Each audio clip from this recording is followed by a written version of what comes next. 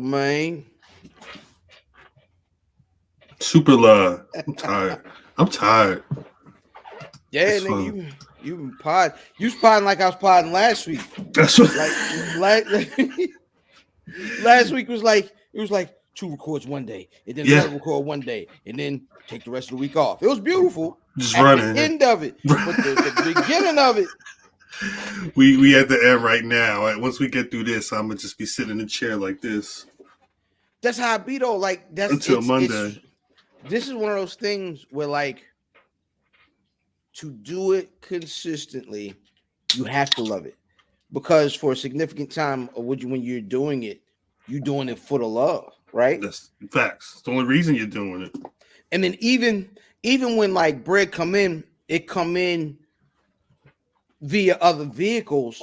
Right. So essentially, this will always be for the love, but Yeah, yeah. eventually, I think. I mean, to build. It's one of them things. And I'm sorry, Kill. We kind of just fell. Nah, do But your thing, bro. I'm listening.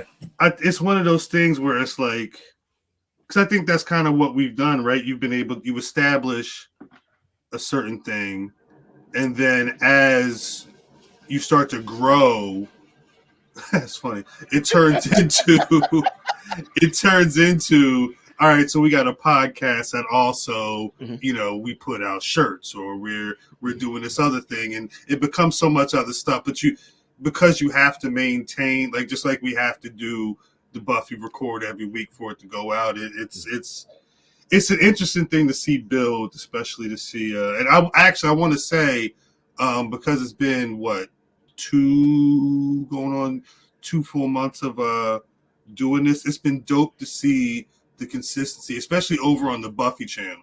Mhm. It's been good to see. And people aren't just tuning in; they're tuning in and they're commenting. They're really getting in there. So salute Yeah, to anybody who's back on board with the Buffy and really try to rock with us, because this shit ain't easy. yeah. So I hear that there was a somewhat surprise spaces where brother Kill got some flowers, man. Tell us about Yeah, that. yeah. Portion of them motherfuckers, portion of them people tricked me, and was basically like, "Yo, we gonna let you know the the show's about the day of or whatever." And I was so busy with my teen center, I was like, whatever. And then I got on there, and I like probably like that day, I started looking at the names, like, yo, these a lot of names that ain't usually on with us all at the same time.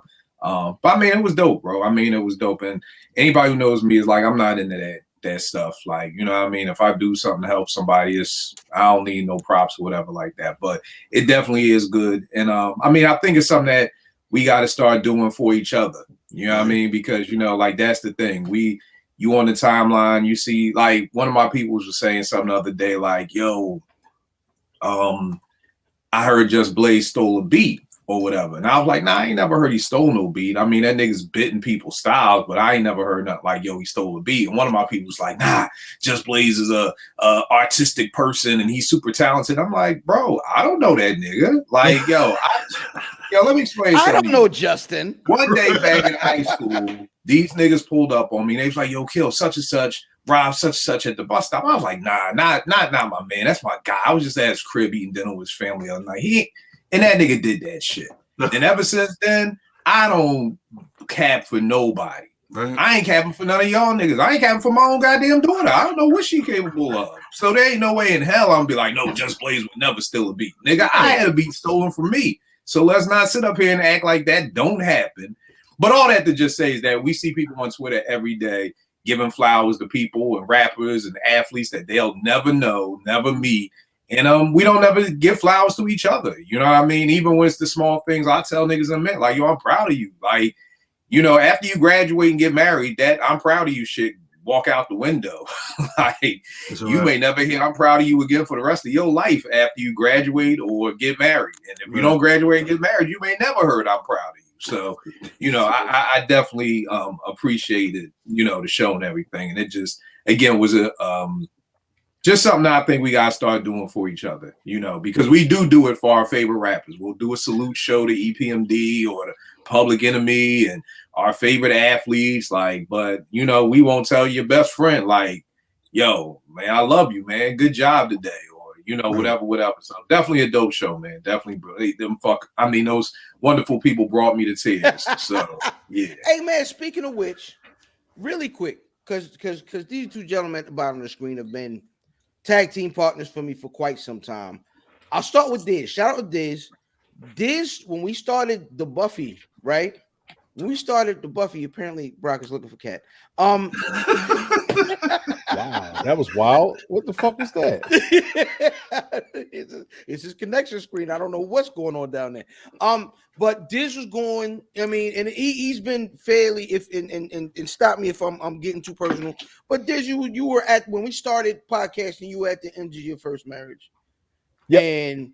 And it was seeing Diz go from the end of one thing to being that single guy to improving himself to the point where he felt like he was ready for a new woman, you know what I'm saying, and a new situation is a new marriage. So shout out to Diz, proud of you, brother. Appreciate that. That's really dope. Appreciate now, that. Brother Cal, it was a morning, and we get a weird polo. And I couldn't tell until the second time I was looking, but Cal was trying to keep it together. Yeah, that was a bad day. Yeah, and so now, mind you, Black Wrestling started from Cal having a bunch of time from being a retail worker. Yeah, right? yeah. So he's, you know what I mean, at a dumpster, recording his phone, making the first iteration of Black Wrestling, and sending the links directly to me, right? Right, literally. So he stops Black Wrestling because he gets this new job in media, right? Big company we've all heard of. So we get this whole message about they cutting the fat around there, and I was the fat today. And it was ill because I can't remember who it was, but like somebody was like, "What do you mean?" And Cal was like, "Nigga, I'm not finna say that again. I do it the last time." What does that mean? Yeah, I don't even guess who said it. What does that mean? Nah, I don't believe it. Nah, it wasn't cuz. It may not have been cuz. I wasn't gonna say cuz. Fair enough. Fair enough. Shout out, drip in the chat. Anyway, so he goes from that to like, a little patch of what's next, and he fills it up with a job that's where he's living the dream. And I was just thinking about this earlier today. Shout out to my man Cal. Congratulations. You know what I'm saying? On going from a good situation to a bad situation to a better situation. Might as well talk. Appreciate y'all. Shit. I mean, we talking all this and we giving flowers. Look at this. Because the funny thing is, damn, this is so like it's while I say, hey, I need to chill because I got this other job. I don't know if I'm going to be able to commit because doing this, Kill, I see you. You got other pods. You got other things that's going on. Like it's making sure that you're giving quality time to what you're doing. I think is what we're trying to strive for. So in the time where I stopped, I see what Brother Fam, Brother Diz, Math, Brock, what everybody was able to do with the Buffy is what inspired me when this man says, hey, I think there's some dope left on the table.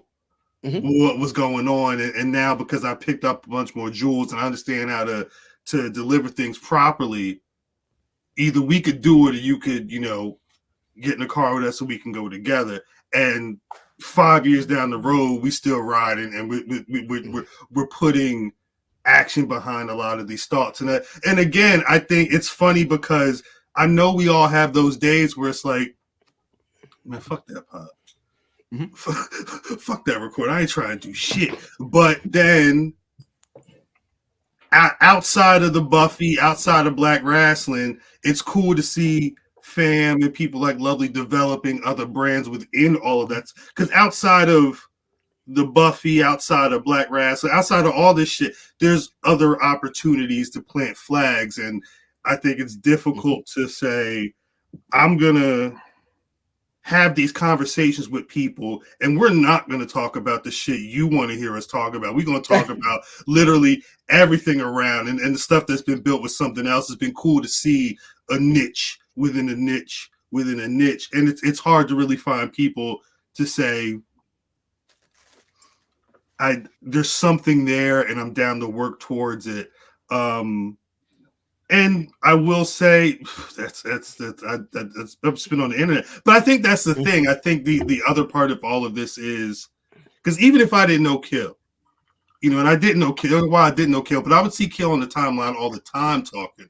I think at a certain point, like minds kind of just gravitate towards each other, Right. And that's kind of what we're seeing now. And I think, but it's always now we're together. Let's figure out where to get to the next level, which is where I think a lot of people they don't really pick up on that part. They kind of click up and then just stay clicked up because they think that's what you're supposed to do. Yo, speaking of which, I have been looking forward to being on the wrong side of one of those. Pardon me, young brother. Because when Kill say I apologize, good brother. yeah, that's what it is. I apologize, good brother. I didn't know you was a blithering idiot. Like that's usually how that statement ends. Like, Right. you know what I mean? Like this is usually peaceful. We have not. I'm gonna be honest. It's been a while since we've had a heated debate. I don't know. Kill is definitely because you and I don't talk football because that wouldn't go well. Bro, again, bro, I love your pop collection, but it was that one I just didn't have. So totally understand. I told you, Christmas is weeks away, Bro, we got Christmas coming too, B. Right here, we go back. I mean, I ain't a fan no more, but I still keep them around. You know what I mean? Which one is that? Oh Wins. yeah, that's my guy. I need him to win sometime. I got Apollo. That's the only sport I got. I keep Shady around with me. I keep Shady on par. Yeah, no, I hate him. I hate what's the little bitty one? That's one of my favorite ones. What's the that's one of my favorite pops. What's the little bitty nigga? Play for the Ravens now. Hamstring. You talking about Deshaun Jackson. I hate that nigga. I hate Deshaun Jackson. Like if we see him in public, I'm not like, oh, I am putting my sports bias aside because we're both black men. No, F that nigga. I don't like Deshaun Jackson. I feel the same way about Hines Ward. I understand how you feel. Yeah, I'll fight you. Y'all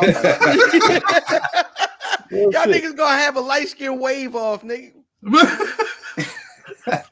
I'll beat the shit out of Hines Ward, raggedy ass. Hey, yo, who you think hate D Jackson more, you or his hamstrings, nigga? Because they don't like that. Well, no, I think they stick with him through thick and thin, apparently, and they just thin now. They thin in a motherfucker. Dang, they look. Nah, we ain't the whole game for real. Nah, you got a touchdown. That's enough. No. 3 routes and it's done. Oh shit! Never mind. I told you, nigga. I told you. I'm sorry. I'm his hamstring cracked up. If you didn't know. David, that's very true. That is very whole time. You know why? Not because he's a fan, because he's gay. Okay. All right, Diz. There you go. Thank you. Bro. You're trying I'm sorry. I said I wanted to take it back. I didn't want to take it back. How far back you trying to go? You trying to go back to season 1? Yeah, bro. You messing up the goal. You getting us off the GPS route with comments like that, bro. Yo, when the sports show, we're gonna talk about is telling somebody to eat a phallus homophobic. We're gonna have to talk about that shit. But yes. No, I'll tell a woman eat a dick. Wait, what? Talk about it. But wait, what Lamar Jackson told the boy to do? So the guy's on Twitter, and he out here. The guy on Twitter is going at Lamar. Lamar gets on Twitter and tells him, "Fuck you, boy. I can tell you never smelled a football field. Eat a dick." So then Jameson Hills is like, oh, he's homophobic. No, not He's really. homophobe. Oh, that's the context they used it in. They tried to meet to him. They tried to cancel him. Bro, here's the thing. You can't say nothing. Don't say shit. This is why I say I apologize, good brother, because I don't want to get suspended. Everybody knows what that shit means, but there's a way to say eat a dick without saying eat a dick. You know what I mean? One of my favorite Beans lines ever is eat a dick with AIDS on the tip. Keep my name out your lips. That's one of my favorite Beans lines ever. But I can't say that shit on the timeline. But you know what though? There's nothing wrong with that because eating a dick is not intrinsically gay. It's wait. I'm dead. See, no, this fam, stop your man, bro. We gonna be boycotted. We gonna get canceled before we get picked up, bro. As long as you don't say the other thing, I think we out the way right now. We clear. Yeah. I think if you tell somebody if you say eat my ass, is that gay? Hey, wait, if someone was in the street and came up to you, Diz, and said, "Hey, eat a dick." What's fighting words? But I don't think I don't look at it as homophobic, man. I'm with my man. Abort the mission. Abort. Abort. So wait, real quick, right? Because now, why are you in the comments and not on the show? Where is he? Because he was looking for the cat. You look for that cat. You might have found it.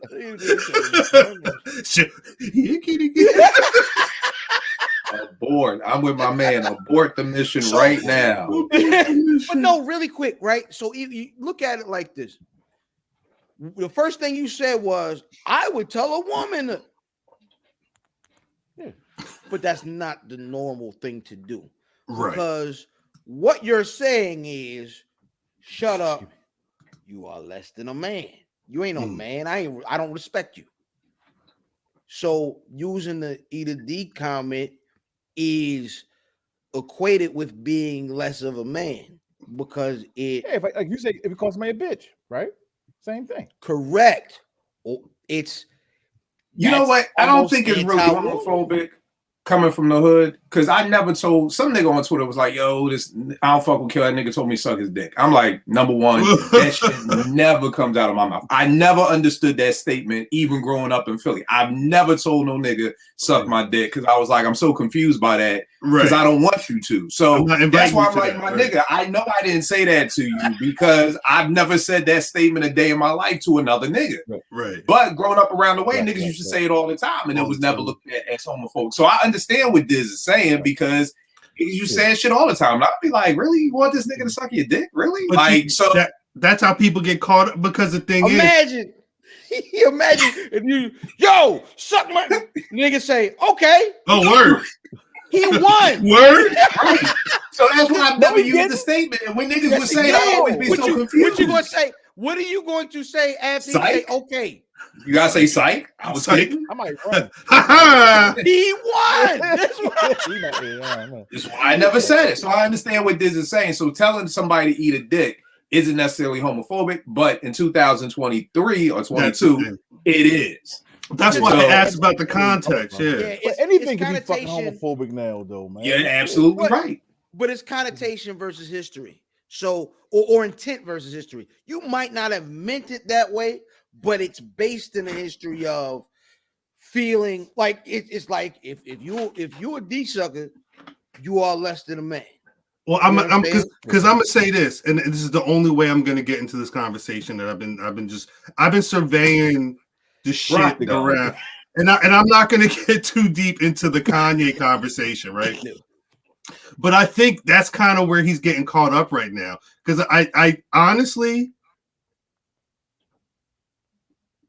I'm not gonna say Kanye West isn't a Nazi. I don't know where his politics are with that shit, Hitler, whatever. I think he's trying to use this shit to make larger points. It sounds like what he's trying to say is, I don't want it to be no type of cancel culture at all. His point. Shouts to Vin is always going to Vin. I know that much. Vin is always going to Vin, man. He's always on Vin.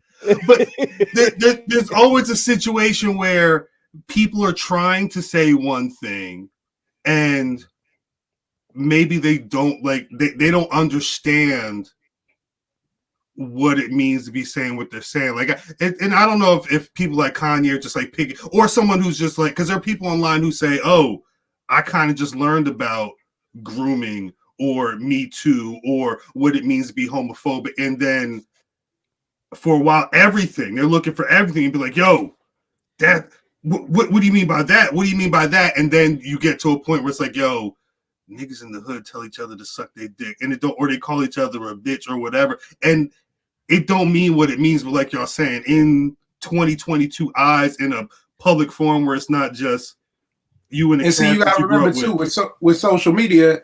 In the hood, you told a nigga to suck your dick. The only niggas who heard that was your niggas. Right, exactly. Now you tell a nigga to suck your dick online, and 8 million people saw it. It gets retweeted. Then Twitter bans you. So, like I said, it's just there's a microphone everywhere, basically. Everywhere. Yeah. And that's the difference between when we were growing up. Because some of the shit we said growing up, half the shit half these rappers said. Baltimore said if you go around half of their music about pussy. Yeah, that was a big thing in the 70s, especially with the pimps too. They was always talking about getting cocked. Yes, I went to college and said that. Oh my God! Hold up, I apologize. Our pimps were saying what? You never heard that book? Yeah, back in the, I want to say, was it the Iceberg Slim book? It might have been his book. They were calling pussy cock. Oh, I ain't never heard that. That's a, it's. I've heard it's an old term. I didn't realize it was just a ball. In Maryland, they was just on some. Little Kim said, Little Kim said, "I got that bomb ass you can work that. Good ass shot. The hardcore fools. You know what I mean? Right. Mm-hmm. Yeah. So it wasn't just Baltimore, but we said it. And I went to college and said that shit. And niggas was like, "Oh my God!" They're like, "Hey, that nigga was sitting there like, what was it? You what? You what? You know what, nigga? I'm sorry. Well, I learned quick, and then my language changed. Right. The scare you straight. No pun intended. I think that's it. I think something happens, and something happens over a long period of time. And so what they do is, even when you realize you have to correct it, you have to be stern at first. It's Tua. When Tua got that nigga had that goddamn CTE earlier this season, the next 2 weeks, you couldn't look at a quarterback. Oh, whoo! They throwing every flag, and that's like the hard part, the hard correction, right? Where you do a very firm correct, where it's almost zero tolerance to be able to say, hey, it's not okay. And then once you've expressed, okay, XYZ is not okay, then you can kind of get into nuance. Like, okay, I see this isn't that. And even with the NFL, they started calling it a little bit lighter. But the first 2 weeks after tour, brain got turned to applesauce 2 weeks in a row. Everything, you couldn't touch a quarterback. So I kind of think it's that with the same thing. It's like, yo, you can't, like a lot of dudes will say, yo, you can't say nothing now. And well, we was going. You can say shit. You just shouldn't say shit after an L. If you take a loss, maybe it's not a good time to get on Twitter. You know what I mean? Because niggas is gonna be talking shit. Like we know that. You know what I mean? So maybe it's almost like a house rule. Just don't even get online after an L. Right. You would think, or you got to be a person that's got a real thick skin. Rock. This is wild. I don't know nothing. No, niggas like, yo, that nigga needs some pussy. But no, nigga said cock. Holy smokes! Wait, fam, there was something that you was talking about on the timeline. It was a total sidebar, but I know it was a conversation that you had on your heart that you wanted to get into. So, all right, I posted that the East Coast and the South in hip hop have irreconcilable differences. You know what I'm saying? Right. But at this point, it's just a bad marriage. And they're taking, every time they get a chance, they take, it's like that unhappy married couple where like they still together, but like every chance they get, oh, Gladys, Gladys, you know, your old bat, like, you know what I'm saying? Or you know, Henry, I hate your guts. Right. Like they take those little, and I feel like that bears fruit in hip hop all the time, especially niggas of a certain age.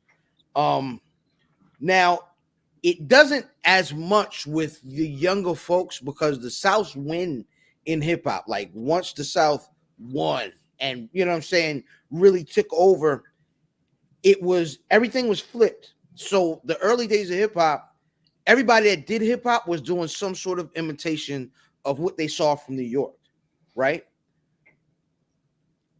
Afterward, once, like I said, the South won, everywhere, including New York hip hop for a great part, was imitating things that they saw from, they were doing their version of Southern hip hop. You know what I'm saying? I remember hearing French Montana for the first time. It was like, there's no way this nigga's from New York. Right. This is definitely a down south nigga. And it's like every chance that age of nigga that's like 45 to, what's going on, Bugs? From like 45 to 35 now in hip hop, people will be like, oh yeah, this is a legend. But then you get like the boozy nigga comes out and says, oh, Jay-Z and Nas is irrelevant every time they talk. Like, but there's always like something right under the surface for the Southern niggas that they really want to take them jabs, the TIs of the world. Right. All them niggas feel away. And I think maybe the line, and I've always called this the most important like night in hip hop, is that Source Awards, where Dre said, yo, this is the South, got something to say. It was a battle cry. And it turned all them salty niggas from down south that listen to the I'm from New York niggas their whole life to like, nah, let's do our own thing and let's show them niggas who we are. We ain't these stupid country niggas. And I feel like it's always like that deep-seated underground, like that undertone war. Like these niggas, they all together because they all making money together, but they really don't care for each other. See what it is, and like JLX said it the best. Like y'all was calling solid rappers slang lame, and then jacking out slang and shit. Like you've been like it wasn't good enough for New York to say I'm from New York. They were saying y'all, you know, all that years and years and years of insults and y'all niggas can't rap and all this shit. Bama ass niggas. All that, yo, and this now it's like, yo, you know what I mean? Now we killing it, but you still trying to earn the respect to these pioneers and shit. Right. And it actually comes off a little salty, a little bit. Well, but that that's always the conversation, though, right? It's because I mean, I think it's kind of the lineage of hip hop, but at a certain point, they're gonna say, all right, well, where's your Illmatic? Where's your contribution to hip hop that's on par with what just happens to be a lot of like East Coast influenced pillars? Like if the first couple decades of hip hop, a lot of the wins until you get to like the West Coast and shit is New York or at least East Coast, you know, Upper East based.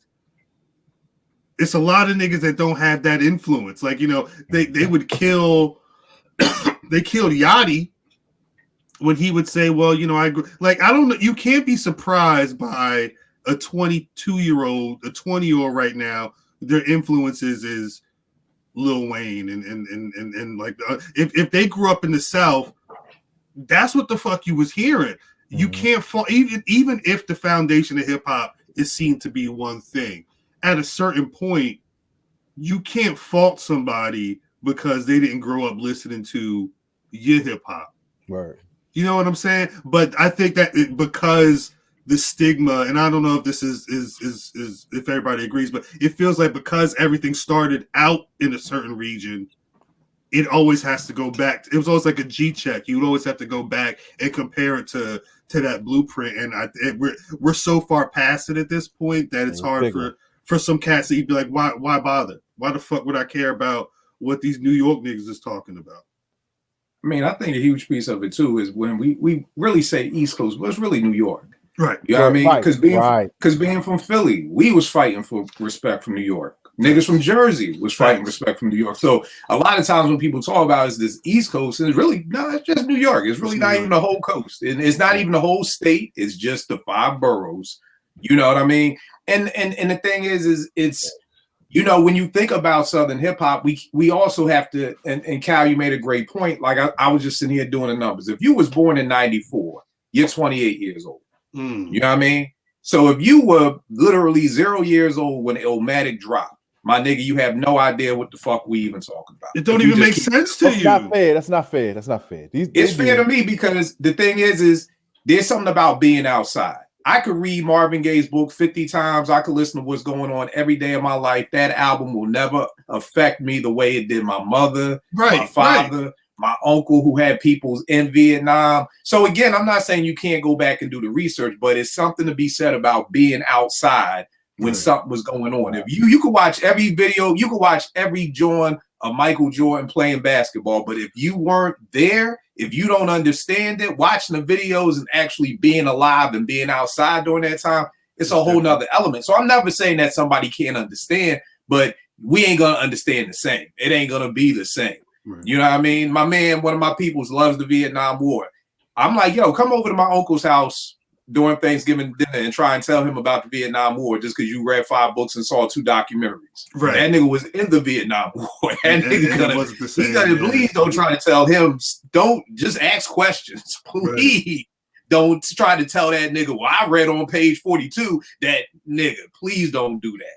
You know, so again, I just think, we also have to realize, the South has to realize that there was a time and point where, their music was too live crew. Like, it wasn't lyrical. You know what I mean? That it was just pop that pussy. You know what I mean? And from a lyrical standpoint, nobody was respecting that. To me, Outkast was the ones who really put it out there like, damn, these niggas can really rap down south. Not saying that they were the first ones, but they were the first ones I think we heard that we could really be like that. I think the only thing that becomes tough, even with that conversation, is one of the pioneers and legends of this game is Busy B, right? Right. And his bars was he stayed here. His bars is ball with a bang, it wasn't so. Excuse me. I think it becomes like New York when they do beat their chest. They attempt to kind of make like they skew the conversation. They narrow it. They're like, we lyricists, nigga, not everybody. You know what I'm saying? But it's the progression of it, because you had Busy B in the beginning. It's almost like when you looked at a crossover pre-Iverson, it didn't look as pretty as it did post-Iverson. Right. The crossover was always there, going from one hand to the other. But when Iverson did it, that shit just looked smooth as fucking silk. And that's how it progressed. So it started with the Busy B, but then Kool Moe Dee at Harlem World beat Busy B because it went from the MC just being like, the MC was just a hype man. It was throw your hands in the air, wish your zodiac sign, everybody say ho, and Busy B tried to bring that to a rap battle. And then Kool Moe Dee ethered that nigga. Then it just turned out that LL, who took what Moe Dee was doing to another level, turned around and ethered him. So, I mean, when we listen to Curtis Blow, we listen to Run, you see the progression. You know, DMC talks about, like, when he heard Rakim, it was like, damn, like, yo, shit done changed. Like, this ain't the same no more. This ain't the same. So it's the progression of it. So, I mean, again, there may have been Southern rappers who were nice, but again, for me, the first time I heard a rapper from the South that was dope was Outkast. You know what I mean? I tell niggas all the time because we get into these regional conversations, but here's the thing. All my cousins lived in Brooklyn. Maybe if I had a cousin on the West Coast and I spent every summer in LA, I'd have a different appreciation. If I had a cousin who stayed in Texas and I stayed in Texas every summer for my whole life, I'd have a different appreciation. All my cousins was in Brooklyn. So again, when I went to LA for the first time and I'm sitting with LA niggas, I'm like, wow, yo, I see the culture. You know what I mean? It's this show on Showtime. I forgot the name of it, but it's based in the Bay, and they do a lot of Bay music. And I'm like, yo, I'm Shazamming shit. And I'm like, oh shit, that's too short. Like, I ain't know. Or that's, you know, I forgot the boy. He be at the Wizards. I mean, not the Wizards, the Warriors games. Who was at E40? I Shazammed a couple of joints, and it was E40. So just seeing the culture, seeing how they got down with their cars, I equated to going to a go-go. When I was at Morgan, niggas from PG would be like go-go's. I'm like, get that shit out here. It's like, yo, you gotta go to a go-go. You go to a go-go, you got a whole different appreciation for that music. So I'm always telling people with this regional shit, yo, until you shit on us East Coast niggas, let us take us to where you at. Show us around. You know what I mean? You gotta understand, everybody don't have that appreciation. The whole country had to pay attention to what New York was doing, because for about 10 years, New York was the only people doing it.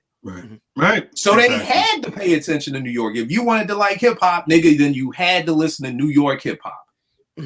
See, it's a little inaccurate though, right? Because when the gangster rap hit 88, niggas in New York, Yeah, like 88, Straight Outta Compton hitting 88. So DOC is really a Southern rapper. You know what I'm saying? Like, I think that the problem is that, like, I think you can have an appreciation without being there and shit. I know you can't. I know what you're saying. Like, being there is a big part of it, but only thing that's different is that our feelings are different. But I can appreciate it the same way. And like, I just don't like that looking down. Like, if a nigga, because everybody's standing on everybody's shoulders and shit. You know what I'm saying?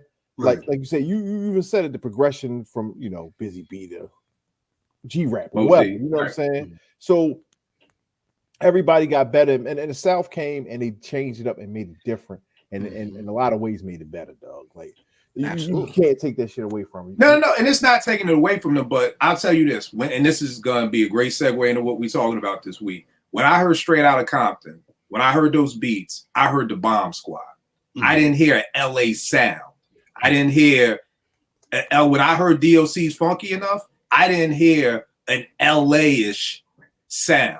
Right. You know, and I always ask my niggas from LA, how did y'all feel about groups like the Alcoholics and Souls of Mischief? Because they had a very New York, their beats sounded very much East Coast. It didn't sound like Mac 10 and the West Side Connect. It sounded different. So when I heard that, I'm like, yo, this nigga Dre is like the Bomb Squad. Like, they using a men break, they using a lot of break beats, they using a lot of sounds like that. So again, for me, I'm never looking down on anybody, but it just takes me a while to get used to a new sound. Like E40, I don't think E40 is whack now.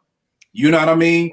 But I had to get used to that kind of beat, because the only type of beats I was used to listening to are these break beats that I'm hearing every day. So if you come out with a totally different style, I always tell people, if you go out to dinner and you ask for a Sprite and a way to bring you water, you're gonna be like, oh, this ain't Sprite. Ain't nothing wrong with the water. You just had your mouth ready for the Sprite. And that's what happens a lot of times with music. It's like, yo, there's nothing wrong with it, but if my mind is thinking I'm gonna get this and I get that, the first time they sent Devil's Pie to 889, I was like, yo, this shit whack. Why? Because Because that's what happens. I was ready for a slow jam. I was ready for some laid back brown sugar lady type thing. So when I hit that and I heard the beat, I was like, yo, what the fuck? Now I love it. It didn't say D'Angelo and Premier? I would have been like, even I don't even know. All I saw was D'Angelo, and I threw that shit on, and we was like, yo. But again, it's a great song, but I was ready for some smoothed out D'Angelo. It's the same thing with this last D'Angelo record. A lot of people didn't like Voodoo because they was ready for more brown sugar. Then a lot of people didn't like the last album because it was heavy with guitar. They wanted something else. So that's the thing. It's nothing wrong with Voodoo, but if you was looking for Brown Sugar Part 2, nigga, this is not that. Right. You know, same thing with The Love Below. If you was expecting an Andre 3000 solo album of him rapping, you was gonna be disappointed in that.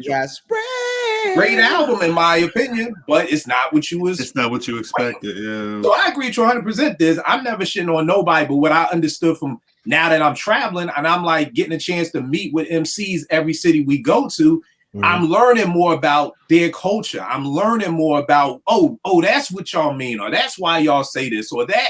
And again, you know, we gotta stop this regional shit just because shit. I'll be the first to say I ain't never traveled a lot. Right. Actually, I love regional shit because I hate when everybody sound like everybody.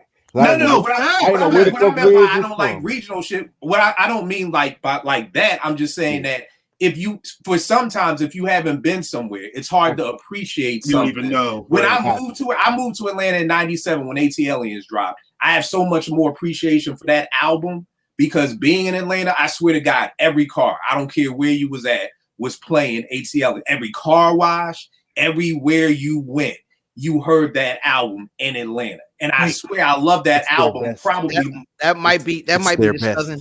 That might be the Southern Illmatic. That Fact. might be It's the their best point album. where it switched, where now you have that album that is universally respected, accepted, and everybody was singing, you know what I mean? Elevators and But bro, I'm saying, but the appreciation of being in Atlanta, I'm sure it made me appreciate that album even more because everywhere you went, that's all people were talking about. That's all people were playing every day, all day, and being there. So again, I'm sure everybody loves the album, but I'm just saying sometimes when you're somewhere, like I'm sure being in LA when the Chronic dropped, we love the Chronic, but I'm sure them LA niggas, they probably got so many swap meet stories and barbecue stories and so many memories wrapped up in that album. Because you know how many niggas I beat up, you know what I mean? Yeah, exactly. Well, I was eating a piece of chicken at the swap meet. He was rolling a blunt and then he punched a nigga in the face. And then they dropped the drain and everybody's hey, like that shit happens, you know.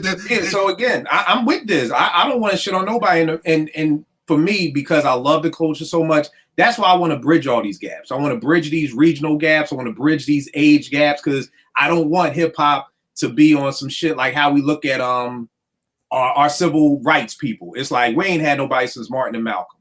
I don't want to be the 78-year-old nigga still doing a podcast talking about hip hop. I want to pass that shit on to somebody else and make sure that they know what the fuck they talking about.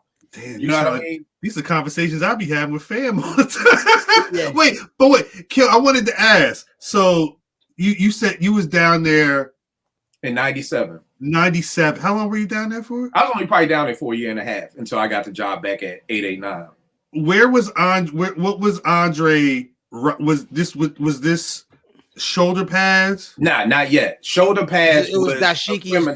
This was dashiki. He had the head wrap. He had the dreads. This is Erykah Badu, Other Side of the Game, 3000.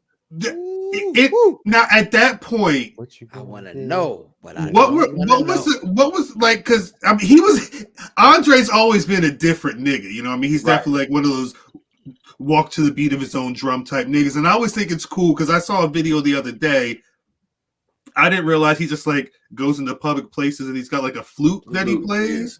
Yeah. I didn't know that. I didn't know what's the thing. And the thing is, there's little kids that probably see that, and then they wouldn't realize that he could then go into a booth and write your favorite rapper and pen some amazing shit he was rocking them. Because I always wonder, like at those times, like what was Atlanta thinking when Andre started to, started to really experiment? Well, you gotta realize he didn't go all the way out there yet. Right. That's why I'm asking for the time frame. He was still with Locke, so it was like that shit was still cool. And again, I think, and my man made this point, he was like, down south rappers seem to have more leeway to do different shit.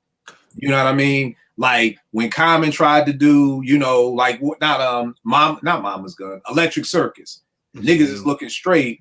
You know, when Tip tried to do Ivory thing with a fur coat, niggas is looking straight. But then CeeLo can go and do whatever the hell weirdo shit he want to do. And 3000 could go do all the weirdo shit. So it's almost like they have more of a leeway to kind of experiment and try different things. You know, but then it doesn't hurt that they're good at it too. Like CeeLo is a dope singer. Like the right. off rock shit. You know, Common necessarily wasn't a good singer. Or when Tip tried to even do the album after Amplify, where he was really trying to sing, it wasn't good.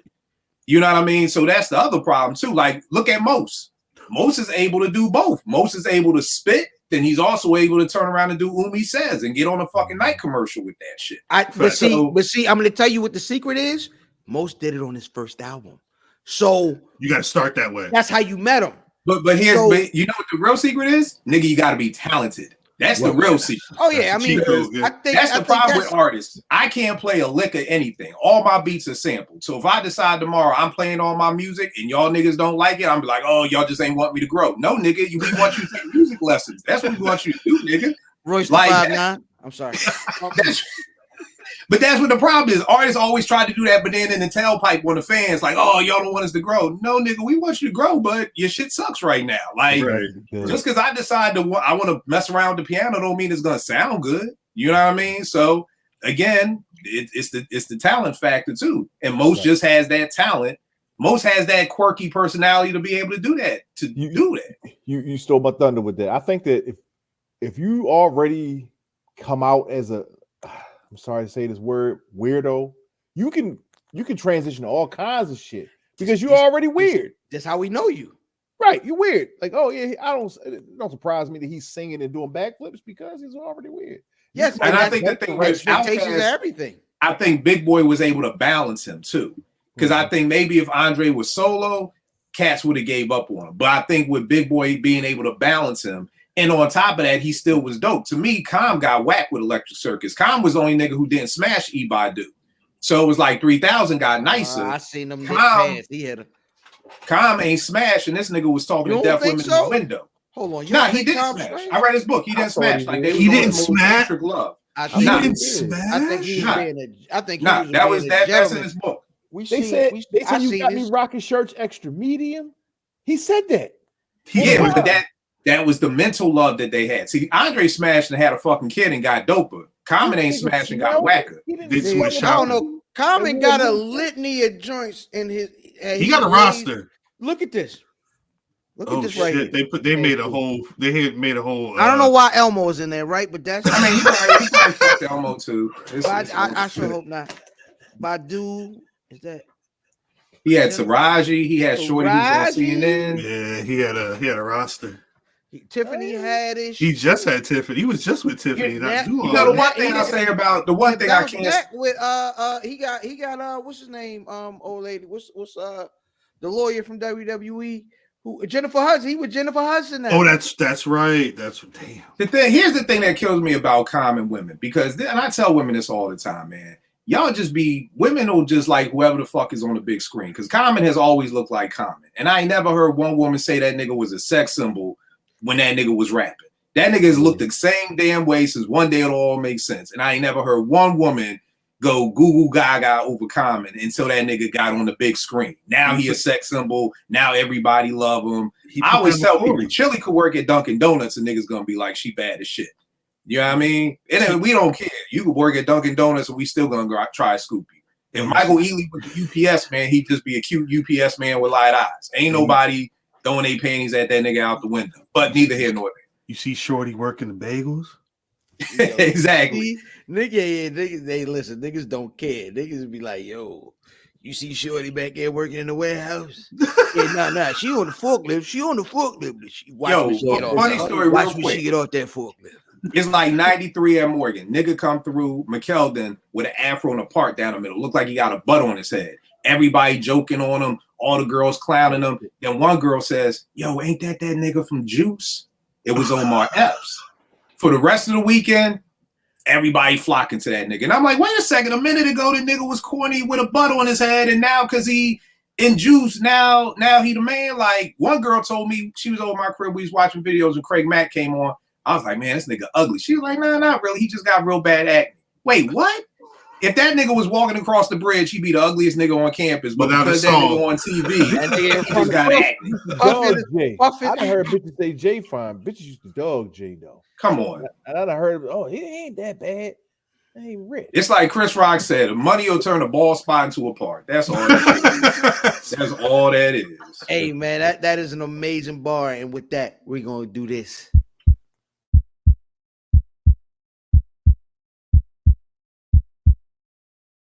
Yeah, it's the Where's Buffy podcast where we're built for comfort and not for speed, you old late ass. 7:30, I'll be there, arrive at 11 when the shit ain't even jumping no more. Everybody going home, nigga. We close, nigga. You can't have nothing from the bar, nigga. She counting it out. You late, bitch.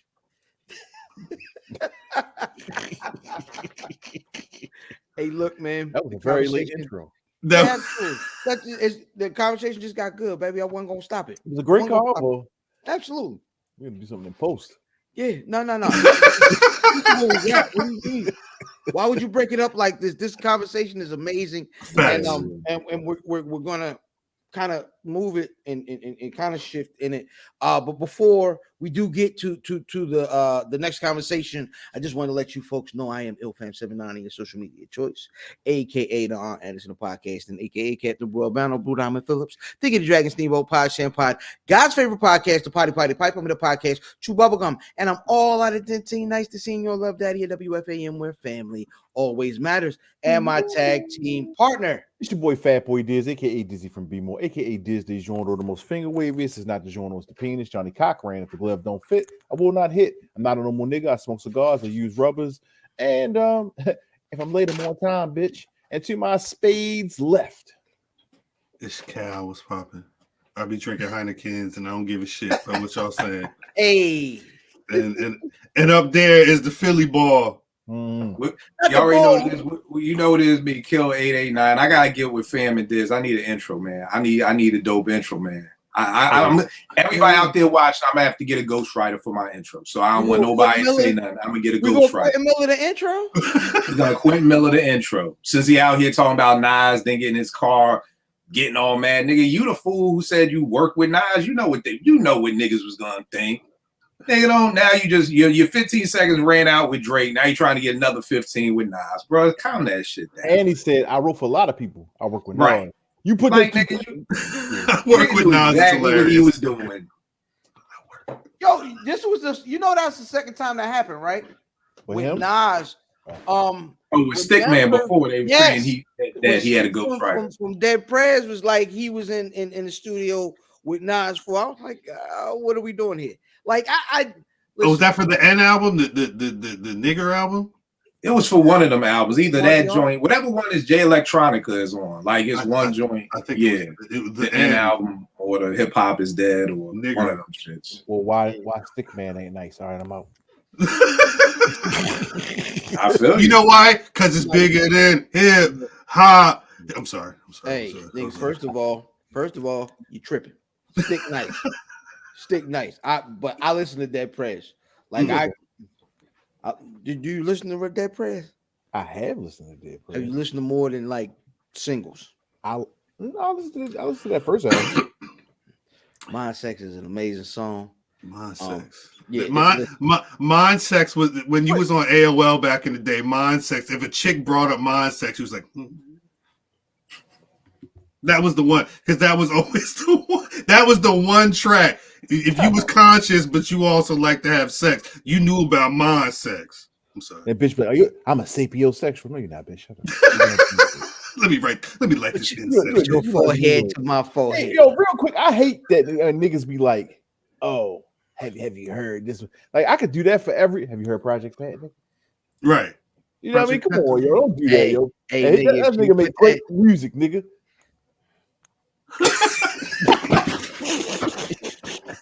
You do that. I'll go fuck what y'all talking about. Hip said, Jesus. Project Pata. Yo, I'll fuck you, nigga. That nigga make good music. I like that. Chicken hit. My fucking high school years, nigga. Chicken hit. I like that song, but I mean, it's Project Pata. Like that. Hey, nigga, said he's a gorilla on a hoe. You ain't never heard a nigga say that before. Wanna know why?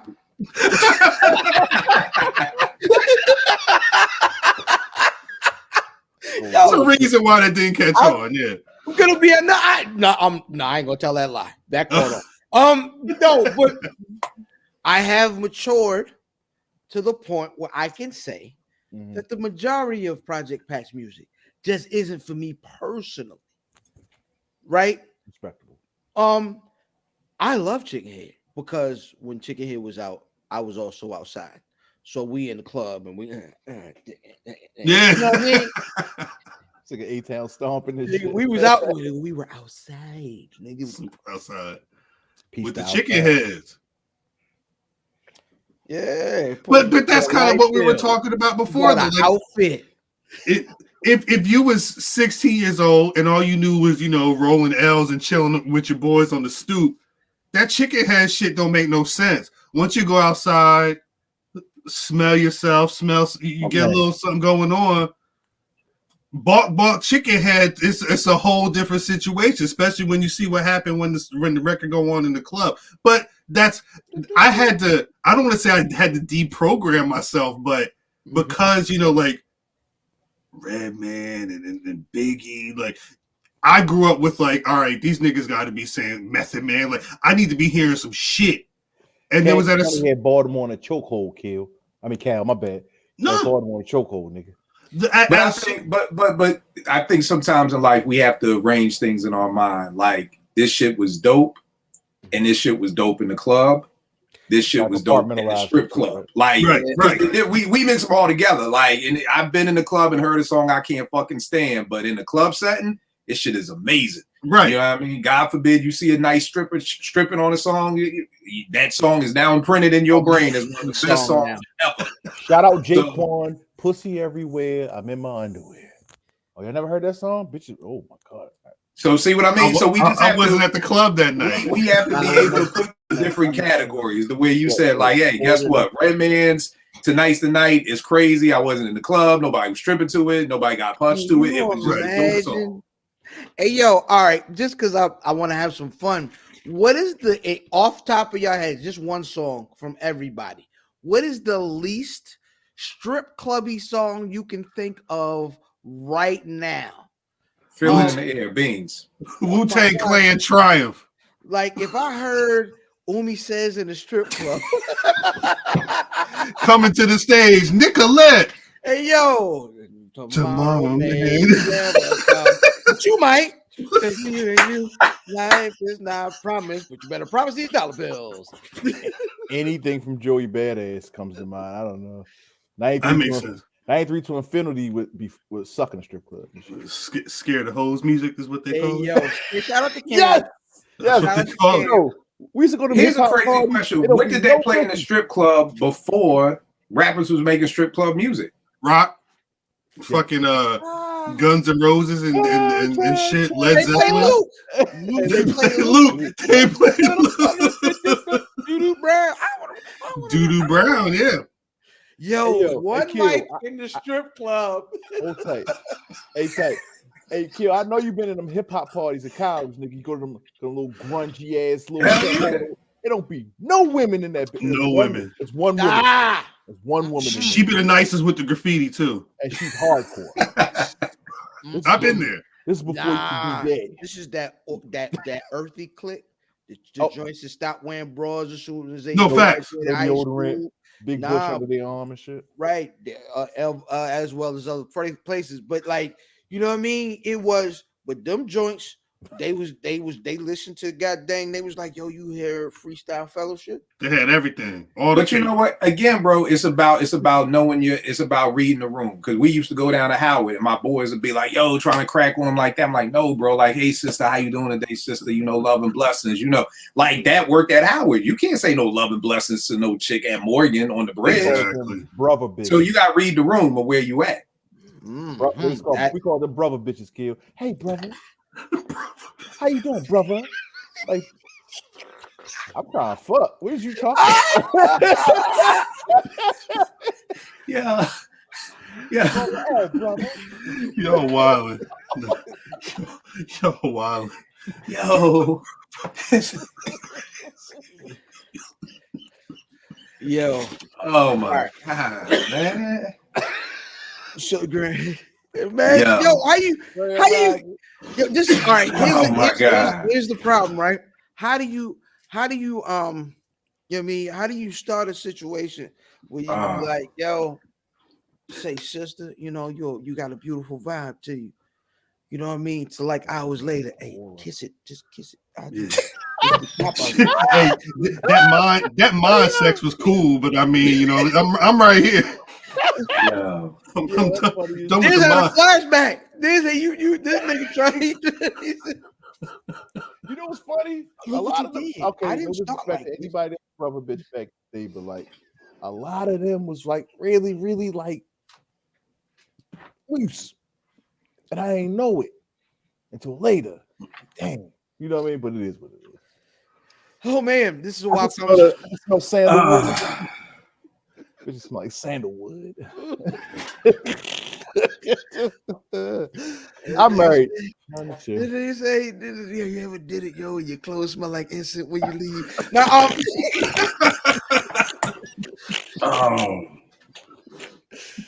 Oh, Shit. It's about that time in the show, huh? Wow, Yeah. the 90s and early 2000s, a wild time. So yo, it's 9:30 and we ain't even talk about shit yet. No, let's talk about it. This conversation been amazing. Nah, but the conversation is amazing. Like we could keep this in the talk for shit. Shit. Yeah, we can keep going like this. This the episode. yeah, This the episode. This is amazing. I looked up like, oh shit, it's 9:30. No, that's positive. it's That's funny. positive. yo, What's patchouli, yo? Brother was just screwed. yo. So it's funny. There's a running joke in my house currently that like when because I watch a lot of like cologne YouTubers and whatnot, and then when they start to go into the note breakdown, whatever it is, Mrs. Fan be like patchouli. There's some patchouli in there. Patchouli's that. Oh, that's that one. Patchouli is what they tried. Do y'all remember they cracked on Zendaya because she had dreads, and the one lady said, "Oh, it looked like she smelled like patchouli and some other shit." This was Zendaya like 5-6 years ago. One of the like, no disrespect. She don't say nigga. Okay. If you watch the show Euphoria, she was rapping to a Biggie song. And she definitely didn't say the word nigga when nigga came up. The fact they tried to hit her with the, oh, she smelled like the patchouli. She's just because she had the one night she decided to put. That's. What the fuck does patchouli smell like, my nigga? Is that Erykah Badu-ish type shit? Yeah, them brother bitches. Has got some patchouli in the cut somewhere. Has anybody ever smelled the pussy? Pull up a jar. Here you go. There are several fragrances that I own that contain patchouli, but I don't know how to describe it. Well, hold up. Has anybody ever officially smelled the Badu pussy incense? No. Do they exist? I'm sorry. I apologize. There's a Badu pussy incense. Thank you, Kill. Y'all don't remember she was selling incense that was. Is this fucking Boomerang with Strong J? No, real shit. Yo, Google it, yo. Yeah. Erykah Badu was selling incense that allegedly smelled like her bush. Erykah Badu. This nigga, yo, you hear this nigga type? Cal, why are we Googling this right now? Why are we really Vagina scented incense? Are you serious? You see it? You see what I'm saying? This is making a fragrance. This was 3 years ago. Making a fragrance that smells like her vagina. Yeah. What? I was gonna order it. Wait, the quote. This quote right here. There's an urban legend that my pussy changes men, she said. The men that I fall in love with and fall in love with me change jobs and lives. That's what we was talking about earlier with Com. I took lots of pairs of my panties, Christ, cut them up into little pieces and burn them. She said, even the ash is part. So you just got her burnt up. Vicky's. Her burnt up Vicky secrets, ash and all. They sold out quick too. It's crazy. Like a day, dog. Brock said it too. They sold out real quick. So, hey man, if anybody out there was watching, or will watch this later, got a Erykah Badu incense, I'll buy a stick. Wait, hold up. I'll buy a stick of incense from you. I'm just sold out. Oh, Stevie, you got them? You got that incense? Yo, I'm curious. No way. I want to smell it. The full. All right, if you want to get the full. Okay. eBay. They got you can get the full collection on eBay for $800. I apologize. You said 800. 800. I'm about to. I took a screenshot now. It's like 5 or 6 different scents in this motherfucker. Entanglement. Hey, yo. That nigga said fragrant innards. That's crazy. You can start, and that's the starting bid. Man, get the fuck out of here. $800. I guess because it's all 5. I don't fucking know. That's madness. It's all gone. Wow. That's madness. Wow. Is that a jar? What is they supposed? Is that a? I don't know. Is she smoking an L and just like? I'm confused. What is that? Is that a hookah? That's what I'm saying. I can't tell what that is. It looks like she's smoking an L. It's a vacuum attached to her pussy. I was gonna say, are those tubes that are coming from her and they're bringing juices into a vase or something?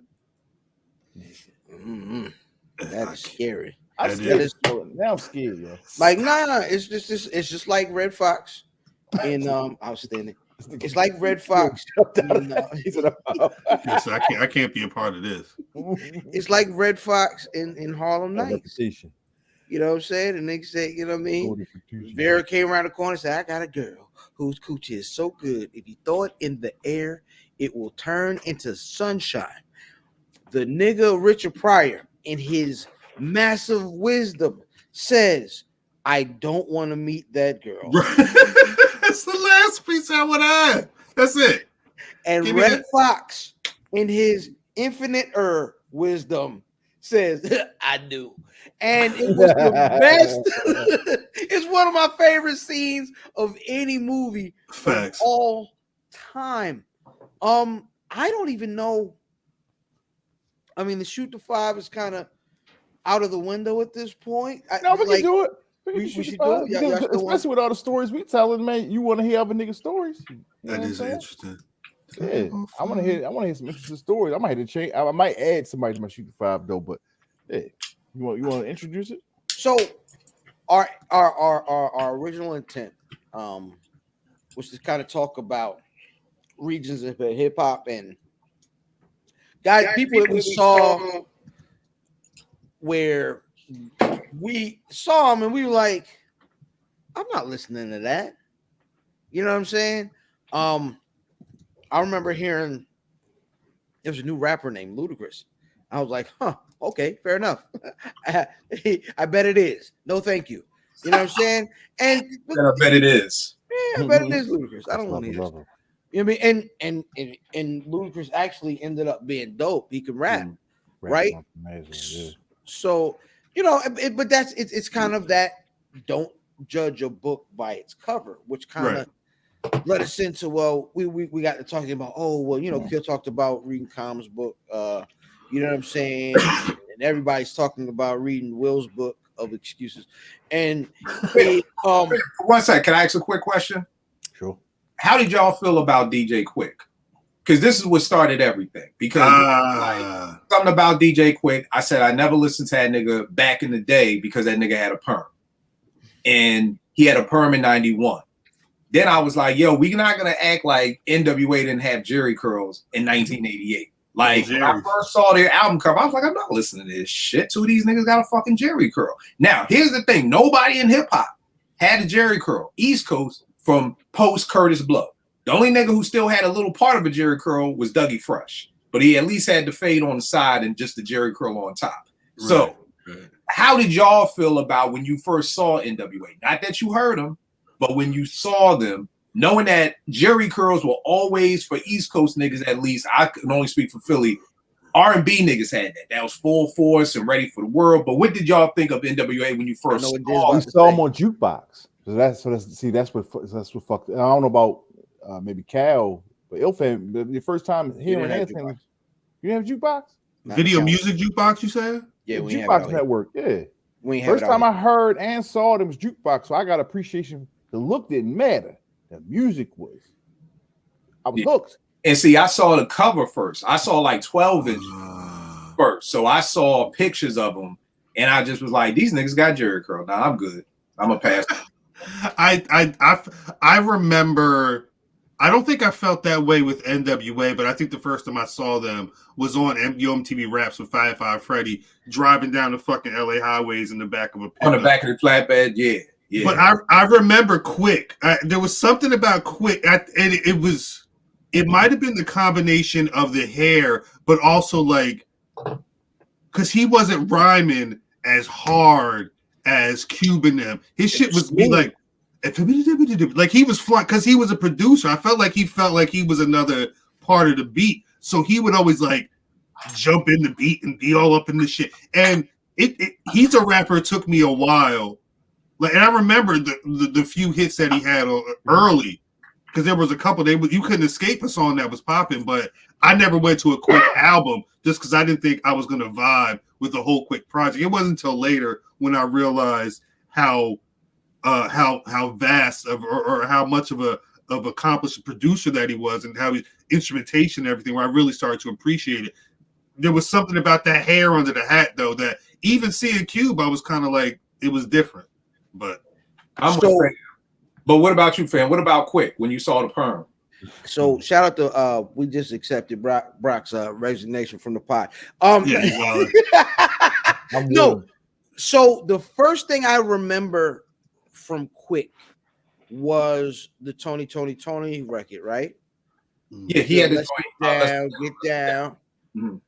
For me, when Quick was originally Quicken back in '88, whatever, I was 9. Right. You know what I'm saying? So I didn't have an opportunity to dismiss Quick because by the time I knew what I was doing when it comes to kind of listening to music a few years later, it was already available for me to go to just Rap City and just hear a nigga. You know what I'm saying? You can hear, I love Rap City more than I love Your MTV Raps, because Your MTV Raps gave you like New York, a little bit of Dr. Dre. But Rap City played music from everywhere. Mm-hmm. So you heard like EA Ski and Earthquake and all them Bay niggas, and then you heard Quick, and I don't know if they didn't have too much Too Short out there, but you know what I'm saying? You got a chance to kind of hear niggas that now that I love songs just from watching from watching Rap City, just because they played stuff from everywhere. Like a perfect example is nobody on earth mentions the Nonce and mixtapes, but that's an amazing song. 25 lighters on my dresser, yes sir. I got to get paid. Like nigga, all like it introduced me personally to a bunch of music, and then you would see niggas and they were dressing different. They talked different. They was doing different stuff. Boys in the Hood came out in 1990, right? 91, I think, like something like that. Yeah. I was 11. Children, yeah, we were little kids. So I feel like for me personally, there were a few guys that came around and you saw them, you're like, what is Coolio? Rest in peace. Rest in peace, Coolio, yeah. You know what I'm saying? Like you're not gonna see Coolio for the first time and be like, yeah, that nigga nice. It was different. And you had to, and I will say, I'm sorry. Shouts out to just rap being on TV, because I remember you was talking about watch stuff on Rap City. I remember Video Music Box was the first place I saw Mystical. I didn't know niggas was rapping out that way, and when I saw him and it was that unique, it's what, like we were saying earlier, it's tough to get into certain things if you're not exposed to it. So I always appreciated being able to throw something on TV and seeing rap from Cali and rap from VA and rap from the Midwest. Crucial Conflict, I remember that was some totally different shit when I first saw that. Something on the head, like I didn't know what was going on, but that shit was vibing. Yeah. But see, I think that's the thing. If you hear it, it's different than if you see them. So like I said, with Quick and NWA, I saw them first before I heard them. Now, of course, if the first time I saw them niggas was straight out of Compton, I'm all in.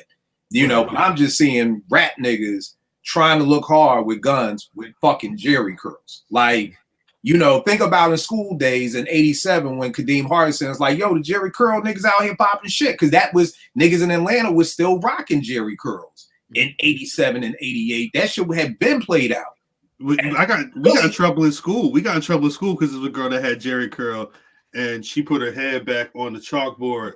And again, we little niggas. This is third grade. She pulled it up, and it was a spot, and the spot was it was a drip. Gal said she had Jerry curl like she caught it from somebody. I've never been diagnosed with bipolar. Yeah, damn it. Yeah, Judy came down with Jerry curl today. No, I'm just not Jerry curl. No, but she had a Jerry curl and the shit drip, and niggas started laughing, so niggas got in trouble for school because she got upset when they was talking about her hair or whatever. But the thing was, you didn't want, like, Jerry curl was so played out. You was clown if you had it. So to me, to see West, number one, I didn't even know what Compton was. Okay, again, I don't got no family in LA. I didn't know what Compton was. Then on top of that, you got Jerry curls, and then you got guns. Nigga, get the fuck out of here. I don't. Come on, like, those three things just don't even add the fuck up in any way, sense, or form. I'll give you a great example. When this first came out, my man sent me this album. He was like, yo, you gotta listen to Stove God. I said, nigga, look at that fucking Photoshop album. I ain't listening to that shit. Ooh. Love this album. But the cover, yeah. I was like, yo, nigga, this cover's that thing, Master P covers? Yeah. I got that written down too, fam. All the Master P covers. Nothing even remotely but want to say, man, that cover looks good. I did want to check out that Mercedes album. Y'all Google that if y'all don't know. But y'all Google that Mercedes. You this, Joe. Like so I never really got into quick. What a nigga that I saw for the first time, and I was like, who the fuck is Joe? Was Kanye West. Seeing Kanye West and you are as me as being a Rockefeller fan and shit. And then they bring this nigga in, he got his collars popped and shit, and that phony ass box fade Joe used to have, and then jawline all fucked up, big ass teeth, fake teeth in his mouth and shit. Like, who the fuck is this nigga and shit? So like that him, and then seeing Conway the Machine, who's one of my favorite rappers. This nigga face ugly. Oh shit, it's a bit. Hey nigga, I heard Conway before I saw him, so I was all right. Like you know what it was? I'm gonna tell you. That's funny. It was. It might have been the battle rapper freestyle he did, and I was like, on Sway. Why was he? Is he talking out the side? Why is he? That was the first thing I noticed. And he was like foaming and shit. Yeah, like you could see, like it's a very pronounced. Yeah, but the nigga was going so hard, I ain't care. I'm like, yo, this nigga going crazy. First thing they gonna say is look at his face. And right? Yo, he was listen. He was going in though. He was so nice, I didn't care. And then next thing I know, Cuz had already, you know what I mean? Shout out, I almost called this nigga by his first name. You right? Nah, Cuz, brother man. So I'm sitting there, and I'm talking to Math is at this point.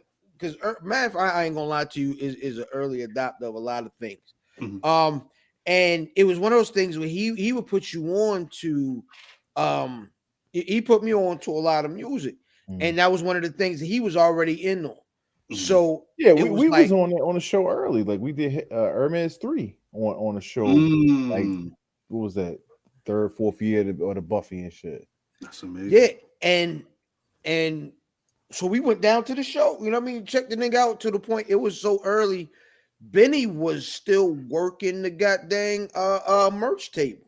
Wow. He was like, yeah, word, I rap too. You know what I'm saying?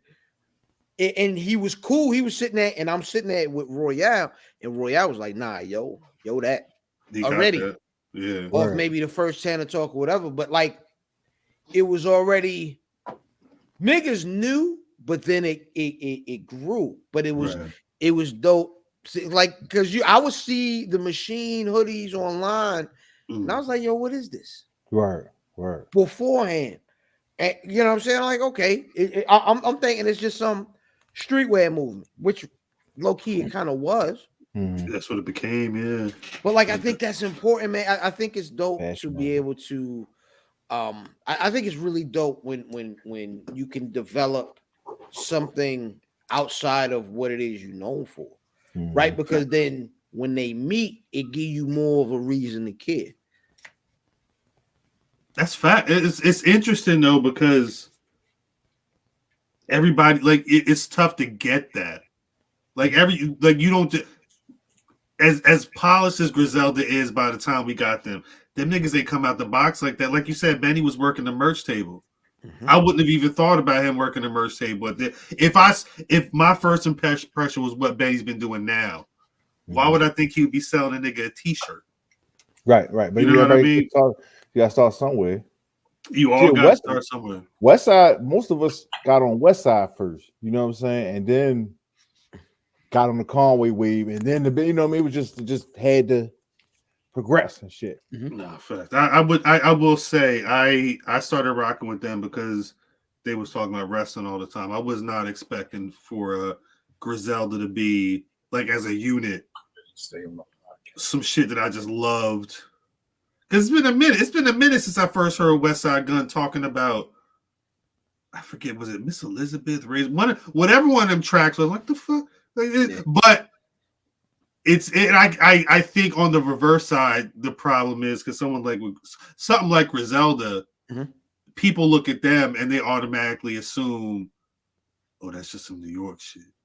Which it kind of is, but it kind of isn't. It kind of is. It's funny because when you talk about that, the conversation we were having earlier about like everybody outside of New York. When I interviewed Conway, I asked him like, "Look, what does it feel like to not be from a borough and big from New York, and still like you still an outsider, yo? So you got to rap that much harder to be accepted." And but everybody associates you with the boroughs, though. They're New York rappers, but they're not New York rappers. Yeah, not anymore. They known for Buffalo now. But when we interviewed them, they ain't hearing that. A nigga from Brooklyn will denounce them in a second. Right. Crazy. No, they will. Nigga, I know Brooklyn niggas. I just was with Brooklyn niggas, and they like, no, they like them, but they ain't gonna say you from New York. Like we was just talking about. There's a difference between state and New York City. The boroughs wasn't even listening to Staten Island before Wu-Tang dropped. If you niggas wasn't even saying they was from Shaolin. You know what I mean? So you go to Buffalo. So I give West Side them niggas the same props I give RZA and them because then after out of the blue, your family's from Shaolin. You know what I mean? Same thing with West. You know how many rap? Yo, I ain't gonna hold y'all. A couple of niggas got at me on Twitter like, yo, for beats, they from Buffalo, let's rock. Cause I know niggas is just on that Buffalo circuit. Niggas may not even be nice, but I'm like, fuck it, you from Buffalo? Let's go. Let's go. Because I know right now everybody is just dog. Stowe got from Syracuse. Syracuse. That nigga's from Syracuse. Yeah, they all. Could you imagine in 1996 a nigga telling you he from Syracuse? Nigga, we from the door. Cause all we know about them is the fucking Orange Men. Right. And it's cold. It's snow. Specials from fucking Rochester. Nigga, 20 years ago, you couldn't be from Rochester, Buffalo, and Syracuse. And we talking about three of the dopest underground, really not even underground no at this point, right? MC are from, so Conway got the line. We the hardest niggas out, and we ain't from a borough. And niggas can't really denounce that. A Brooklyn nigga may not claim him, but nigga, he rapping harder than anybody in Brooklyn right now. Anybody. Period. One. You can't. Can't. Right now, Nas is back on his game, so you can't even say if it wasn't for Nas, they rapping better than anybody out of New York City. Facts. Nas do rap good, but the album ain't good. We'll get him that. You said, he's tripping. At the end of the year show, we'll get all the way into that. I know it's coming up. We're gonna have a good. Yo, bro, it's so funny. It's such a split. There's niggas who love the album, and then there's a whole bunch of people who don't like the album. There's a whole bunch of people who still wish Nas would be doing shit with Premier and Large Professor and RZA. Hey, listen, I'll still listen to the Premier. You want that? The Premier album? I don't like Hit Boy. Why don't you? What don't you like about Hit Boy? He's mid. Nigga, did you hear the yes. 5 Heartbeats, Joe? Heard it all. That's you didn't like Magic? Mid. Yo, here's a funny story. The joint that they got on Magic with Premier doing the scratches, right? Mad niggas thought that Premier did that beat. Number one, he used the same drums that Primo used for Living Proof, the group home joint. So niggas thought Primo did it. Mad niggas showing it love. Primo's back. Told you, Nas and Primo. It's crazy. We've been waiting for this shit. Nah, nigga, Hit Boy did it. Primo just did the scratches. I honestly say this, bro. I really think that if Primo would have came out and said King's Disease 3 is produced by Pete, Primo, Q-Tip, RZA, and Large Professor, niggas would give it 5 mics. Yeah, then niggas he'd be like, psych, Hit Boy did it. And but once they heard it was produced by Pete Rock, they know it was a lie. Well, yeah. Let me tell you this. Homeboy just said, I heard Michael LaQuincy. Michael You and know what? Quincy is the Let's lot. Save not it for the pause. end of the year show. Save it to the We end got of the year. hey Eastside Steve. We got an end of the year show coming up the 5th Sunday this month. Make sure you tune in, boss. We're gonna get all the way into this shit because I'm gonna break this album down 2 ways to Sunday, nigga. I heard that shit. I'm with it. Damn. Not a banger on the album. He is terrific. Yeah, That being said, before we get out of here, Let's shoot the 5. let's get into this shooting the 5. Hashtag SC5, hashtag shoot the 5 at Wiz Buffy on everything at Wiz Buffy on Twitter, Instagram, all that shit, Facebook. Boom. Yo, top 5 rappers you'd love to make to write a book. I'm saying take the vinyl out. Killing there in the session. My bad. Y'all ready? Oh, yeah. Yeah. All 5, or you just want one at a time? No, go ahead. All 5. I got KRS. I'll read that. And here's a thing a lot of people don't know. His brother Kenny Parker has a book out that's very dope, dope about them coming up. It's called My Brother's Name is Kenny Parker. It's called My Brother's Name Is. Okay. Dope book. You can copy it from. I think it's on Amazon now. It was just on his website, but incredible stories about them being homeless and all of that stuff. So I mean, just incredible story. But I would love to hear from KRS perspective and not his brother's perspective. I got Beans. I would love to get an autobiography of Beans through all the cases and the shotguns and all that shit. Ice Cube. I would love an Ice Cube autobiography to just talk about. I'm always into the transitions. Like, how did you transition? We gave you the foresight to be like, okay, this deal is whack. I'm bouncing. Then I'm gonna become my own artist. Now I'm gonna start doing movies. Now I'm gonna start doing all those things. So I got Cube. I got EPMD because I still want to know how the hell Eric robbed Parrish and Parrish ain't never do shit back. I got Conway. I would love to hear about Conway, the whole thing with getting shot.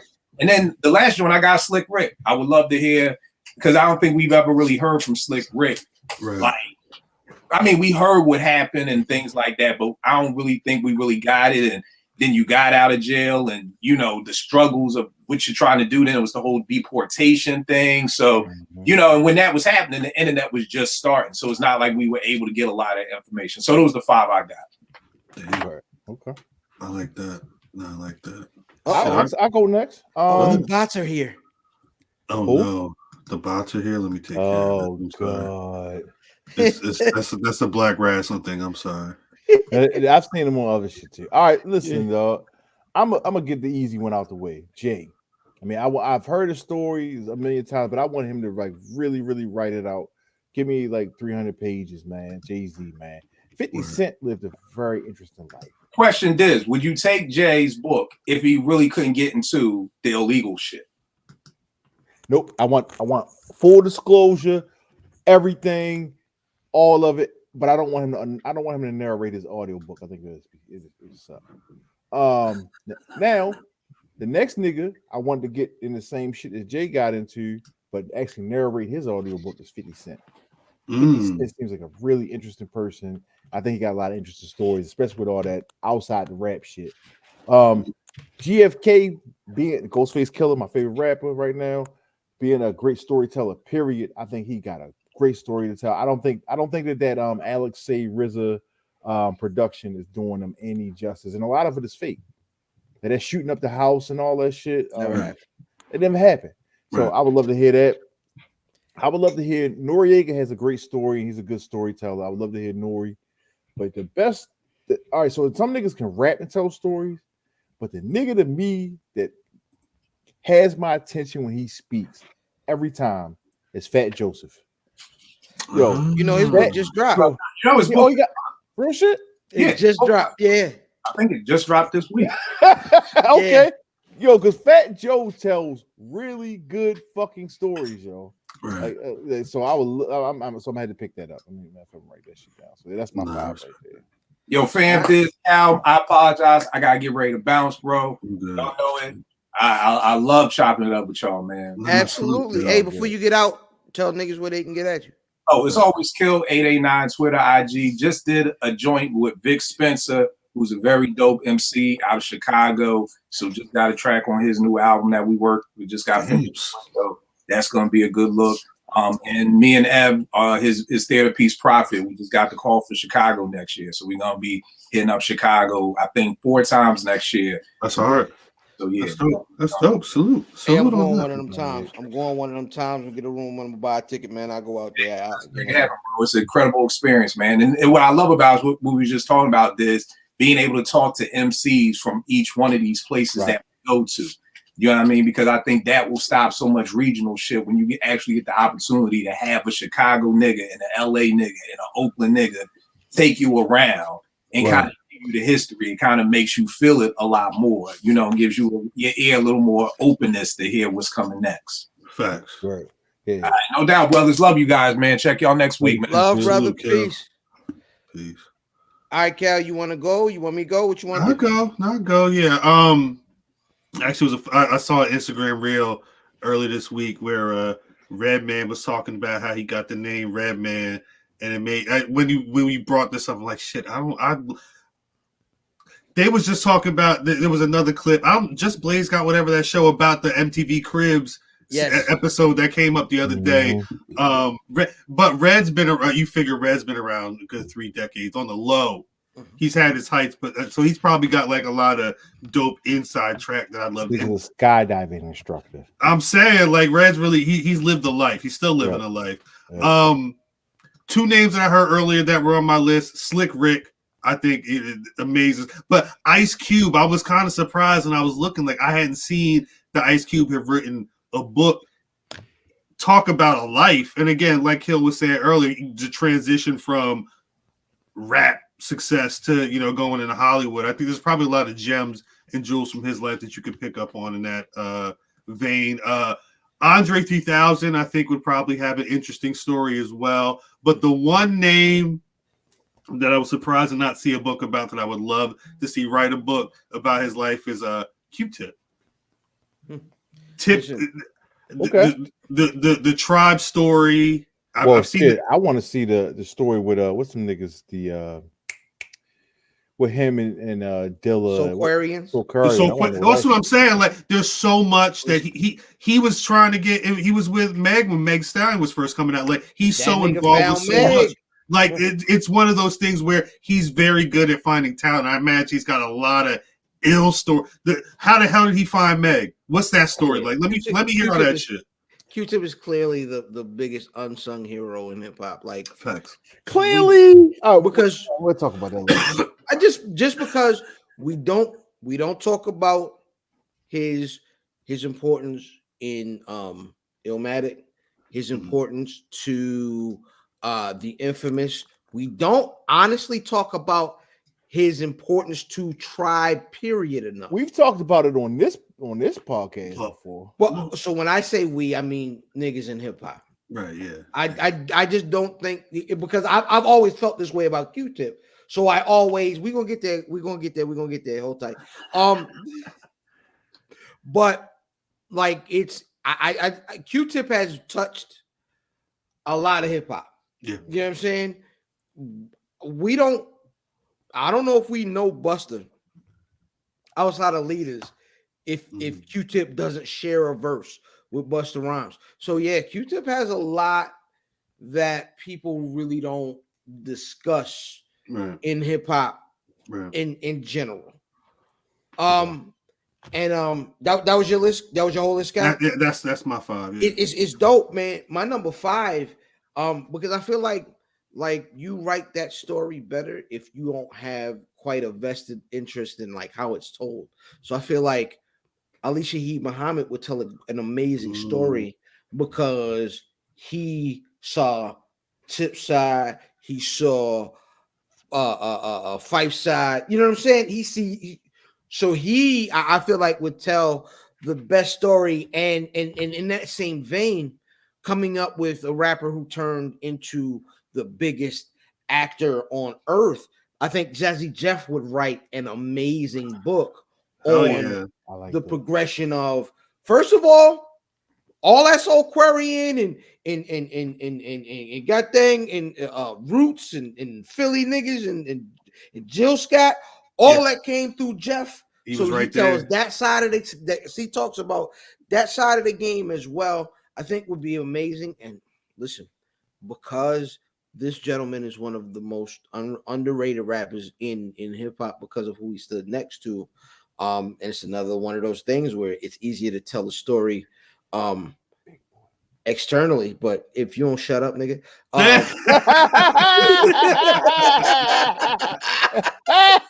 Hey, I'm watching the show too here. Absolutely. Stop whispering my answers, man.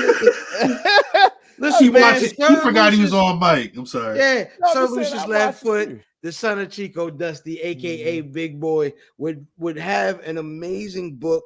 I want to know, like, what it is like to have a meteoric rise and fizzle out quick, because it's one of the wildest stories in hip hop.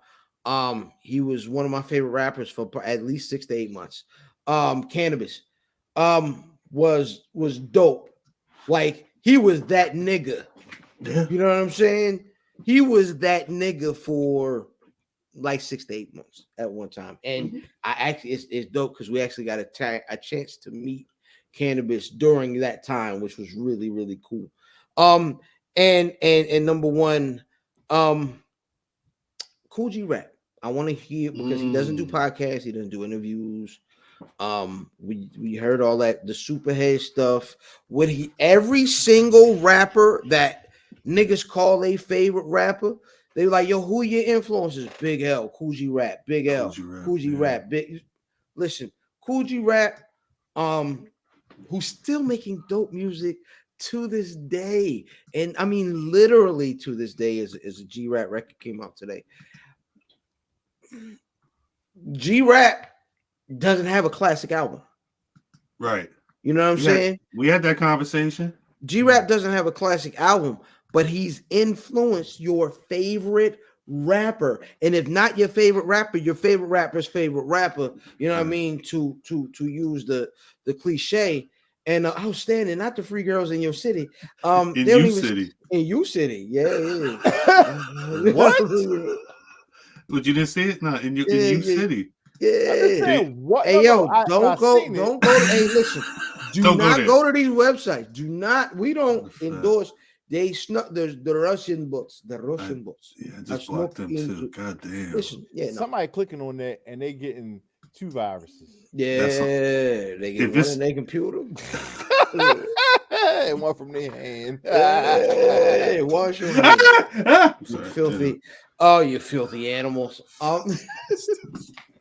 That is gonna round out my list, and that is going to round out this show. And I ain't gonna hold you. This has been an amazing show. We did run super long tonight. However, man, it was just a dope show. That being said, I am IlFam790 social media choice, aka Anderson the podcasting, aka Captain Brew Albano, Brew Diamond Phillips, Cheeto Santana, Pod God's favorite podcast, the Potty Pipe. I'm in the podcast, Chew Bubblegum, and I'm all out of Dentine, Ice the Senior, Love Daddy, a WFAM, where family always matters, and my tag team partner.